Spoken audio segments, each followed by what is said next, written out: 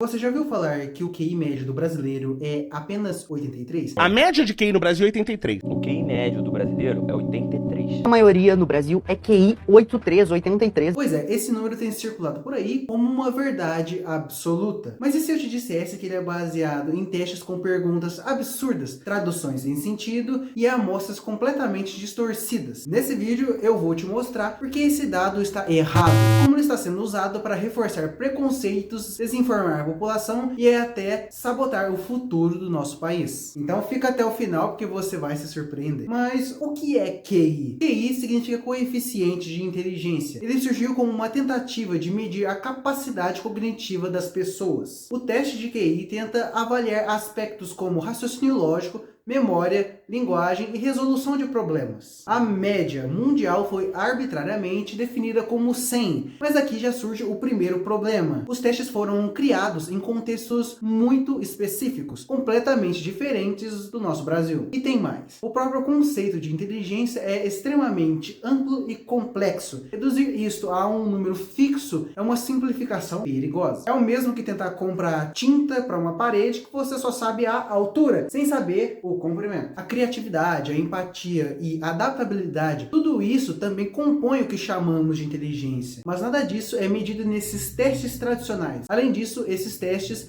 foram pensados para populações homogêneas. Nossa diversidade desafia qualquer tentativa de medição única. E o mais curioso, mesmo os criadores dos testes admitem que há limitações graves em sua aplicação universal. De onde saiu o número 83? Esse famoso 83 veio de estudos duvidosos com amostras minúsculas e não representativas. Muitos deles foram feitos em grandes centros urbanos, excluindo o Brasil profundo. E mais, os testes aplicados eram traduções literais de versões estrangeiras, com perguntas sobre objetos que não existiam por aqui, como bonde elétrico, termômetro de carne, torradeira de 4 fatias, cricket e mapas de metrô. Situações irrelevantes e linguagem desconectada da realidade brasileira. Resultado, pessoas inteligentes erravam por não entender o contexto, não por falta de capacidade. Esses estudos foram promovidos por institutos estrangeiros com pouco ou nenhum envolvimento de pesquisadores brasileiros. Isso gerou testes desconectados da nossa realidade. Agora imagina, perguntar sobre o funcionamento de um bonde elétrico a alguém que nunca viu um. É desonesto aplicar essa régua sem adaptação, quase como perguntar quem vai se dar melhor em subir uma árvore, um peixe ou um macaco. E o pior, esses dados ganharam visibilidade internacional, alimentando rankings que colocam o Brasil como um país de baixo desempenho intelectual. Mas o problema nunca foi o cérebro do brasileiro, foi o método, o erro do viés cultural. Imagina fazer um teste com pessoas do interior da Amazônia usando uma prova cheia de termos da Europa Ocidental. Vai dar certo? Não, claro que não. Testes de QI não são universais, eles precisam ser adaptados. Um item que mede inteligência em um lugar pode medir apenas familiaridade com contexto em outro. O Brasil é diverso demais para ser resumido num teste só. A linguagem utilizada nos testes é um dos maiores entraves. Muitas vezes ele exige um nível de letramento que não representa a média da população brasileira. Isso não mede inteligência, mede escolarização. Um outro ponto é a lógica das perguntas. Elas partem de pressupostos culturais específicos, o que distorce completamente os resultados. Além disso, os testes desconsideram habilidades práticas tão valiosas no nosso cotidiano. E se você incluir criatividade, flexibilidade e improviso, características fortíssimas do brasileiro, o cenário muda completamente. Mas nada disso entra na equação do tal QI 83. Muita gente esquece que o QI não é estático. Ele muda com o tempo, com a qualidade da educação, com o estímulo em casa, com nutrição, com acesso à leitura. Ou seja, comparar o QI de populações que têm acesso desigual à educação é como comparar maratonistas que têm que correr com pesos diferentes nas pernas. O problema não é a inteligência, é a condição. Estudos mostram que o ambiente tem um impacto profundo no desenvolvimento cognitivo. Crianças que crescem em lares com acesso a livros, brinquedos educativos e alimentação adequada têm uma enorme vantagem. E essa vantagem se reflete nos testes de QI. Agora pense, quantas crianças brasileiras têm acesso a isso desde cedo? O que esses testes estão medindo afinal? Oportunidade ou capacidade? Eu acho que a resposta é clara. O mais grave é que os resultados destes testes acabam influenciando políticas públicas, como como se fossem diagnósticos definitivos. Isso é injusto e perigoso. Pesquisas mais recentes, feitas por universidades brasileiras,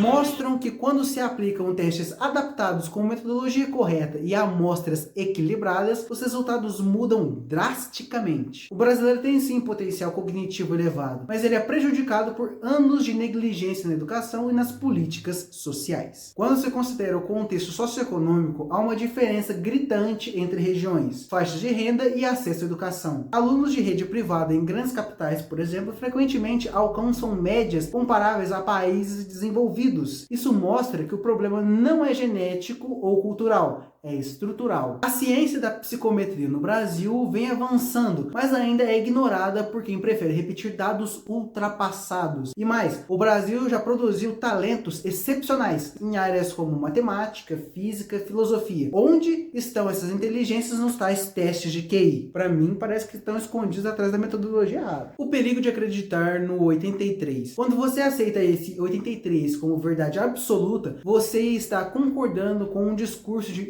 inferioridade. Isso impacta a autoestima nacional, justifica o abandono da educação e reforça o preconceito. O Brasil não é burro. O Brasil é um país desigual, onde a inteligência real é soterrada por falta de oportunidade. E mais, esse tipo de dado serve para reforçar estigmas raciais e sociais. Ao afirmar que um povo é menos inteligente, você naturaliza a desigualdade. Você legitima políticas que mantêm uma parte da população à margem. E isso afeta diretamente o investimento em educação, ciência e cultura. É o típico discurso que beneficia poucos e prejudica milhões. Por isso, repetir o número 83, sem questionar sua origem e metodologia, é ser cúmplice de um projeto de exclusão. A ignorância sobre o assunto é compreensível, a omissão não. O QI 83 do Brasil é um mito perigoso. Ele é fruto de testes mal feitos, interpretações rasas e muito preconceito. A inteligência brasileira não cabe no número, cabe em soluções criativas, em resistência, em diversidade e em potencial. A gente precisa parar de repetir esses dados e começar a questionar quem está medindo, como está medindo e por que está medindo. Agora, se você chegou até aqui, já sabe, o Brasil merece mais. Então, deixa o seu like, se inscreva no canal e compartilhe esse vídeo com quem ainda acredita nesse mito. E se quiser entender mais sobre como a educação pode transformar um país, assiste o próximo vídeo aqui do lado. A gente se vê lá.